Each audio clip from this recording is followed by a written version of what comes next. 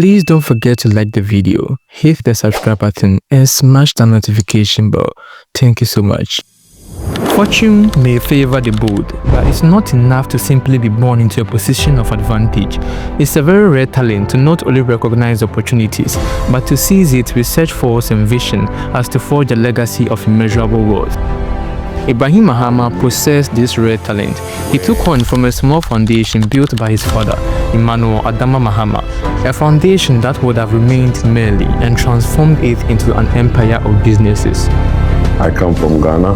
I run a company called Engineers and Planners. Engineers and Planners was incorporated in 1997. So what that mining construction company means is that a mine sets up and you as a contractor does all the work for them from drilling, blasting.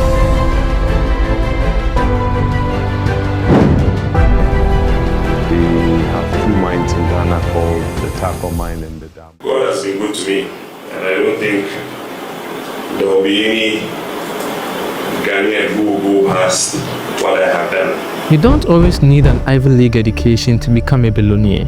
As a teenager, it's very true. Ibrahim Mahama never imagined he would be where he is today.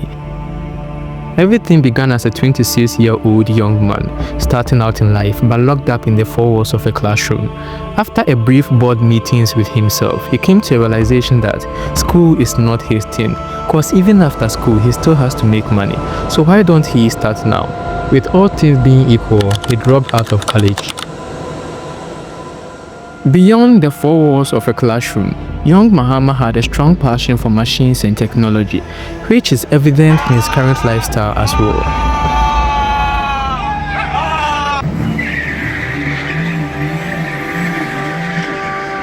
At a very young age, young Mahama realized the earth contains a lot of valuable materials and resources. If harnessed and processed effectively, could ultimately turn a poor man to a billionaire in an instant. In there, I noticed that playing with earth is the real thing in life. I started studying. For every thing you use every day, some of it would come from the earth. That is the spoon you use, the steel, it comes from the earth. The plate you use, it's glass, it comes from the earth. The cooking utensils you use, it comes from the earth. That's aluminium, that's bauxite to aluminium. Health began as a small realization, eventually led Ibrahim Mahama down an unexpected path to success. In 1997, he founded Engineers and Planners, a small rental company that has today grown by leaps and bounds to become one of the largest mining contractors in West Africa, with over 3,000 workers and an asset value of over $100 million. Ibrahim's entry into the mining industry was not just a leap of faith, but a calculated step, born from a conversation with his brother, John Dramani Mahama. He confided in John about his burgeoning interest, his vision for a future in mining. It was a good idea, yes, but it needed grounding, a starting point. They took a risk together, buying their first piece of equipment, a single solitary bulldozer. Renting it out, they began to understand the potential. Ibrahim's ambition was boundless and his business began to grow, but this growth was not without its challenges. Expanding his business meant securing more contracts, which also meant needing an expanded fleet of bulldozers and trucks. Alongside this growth came an insatiable quest for knowledge. He sought a deeper understanding of the mining industry, a test that led him to sacrifice his time, choosing to live on the mining site. There, while supervising his rented bulldozer, he immersed himself in the realities of the industry, taking the opportunity to learn and observe. He actually did not begin fully immersed into the mining industry. He began extending his foot one step at a time, renting of bulldozers and other big trucks to mining companies before extending to have his own mining company as well as his fleet of big trucks. After a few jobs at the mines, Mahama could now afford to buy another 5 machines add to his previous collection. Then, a major opportunity presented itself, the construction of the Sankara Circle in Accra. When a construction company contacted him to provide them with 20 trucks, Ibrahim faced a critical dilemma. He didn't have the trucks, yet he had the contract and the will to fulfill it. Second game, you see from Flagstaff House all the way to Bowlpeg, you see Sakara Circle. That was one of my first jobs. When they saw the French company, they asked them that they were looking for contractors, but they were bigger contractors. And that time, you remember, there was Littlefinger Beggar, there was Basic, there was Concern, all those big companies. At this point, I didn't even have a wheelbarrow. So they asked me, can you deliver? And I said, yes. We need 20 trucks. I said, don't worry. I had an excavator, but I didn't have this one. Driven by determination, he rode his motorcycle to Tema to seek the assistance of a friend. When Ibrahim told him of the contract and his intention to fulfill it, his friend initially expressed doubt. The scale of the job seemed far beyond his reach, a feat impossible for Ibrahim, and of course, the friend knew Ibrahim wasn't going to get the contract either. He would later be shocked to discover that Ibrahim Mahama had secured the contract. Inspired by his friend's surprising success, he was moved to offer the needed fleet of 20 trucks, enabling Ibrahim to capitalize on the opportunity. As a young and upcoming entrepreneur, he knew very well that the only way to succeed in this industry is to forge a cordial relationship with his workers and build a team, cause after all, these are the people that makes him the money. As if he knew that the mining industry was his way of becoming successful, he became very profitable and went fully into the mining industry and never came back.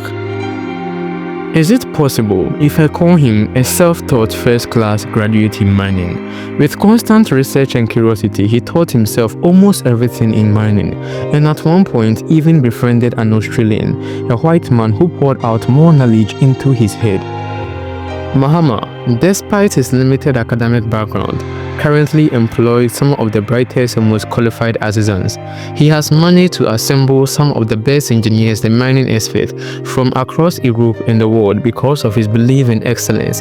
He is successful because he has such a good and close relationship with his employees.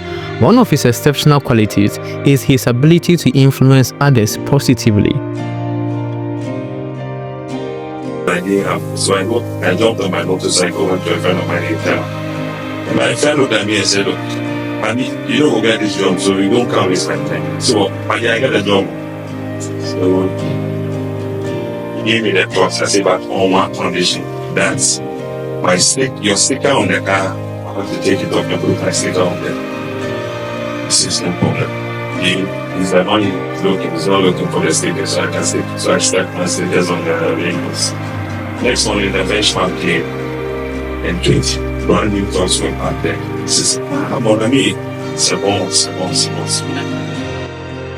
It is not a complete life story when it's all green on the other side. Mahama has had his fair share of failures and disappointment. Just like everyone else, he is not perfect. He has actually suffered political persecution, which mainly began after his brother John became vice president. Of course, he has struggled in other business ventures too, but through it all, he stood tall and sailed through unblemished. For instance, his $6 million investment into poultry in 2001 did not yield much. In 2017 also, Mahama encountered an even bigger problem. His attempts to mine bauxite after groundwork and feasibility studies was thwarted by the government over failure to seek parliamentary approval. In the end, I guess he does not see failure as a bad thing. Besides, who would have ever thought that in the midst of his failures and tribulations, Mahama would strike one of the juiciest contracts in the history of a Ghanaian mining firm. In 2017, he won the contract to manage the Goldfields mine, belonging to South Africa gold mining firm over a 10-year period.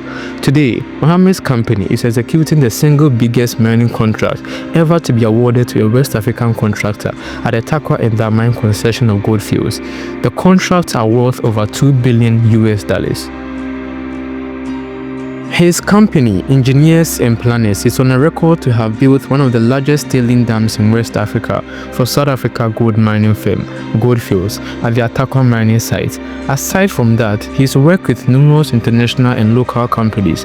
He was the first to open the Liberian economy to commercial mining activities after over 2 decades of civil war, when it won the contract to mine the iron ore concession for ArcelorMittal in Yakipa. In 2018, he was awarded the African Industrialist of the Year and the African Achievers Award in London. Aside from setting up and heading one of the biggest and most successful mining firms in Africa, Engineers and Planners, Mahama has found time to work on some other things.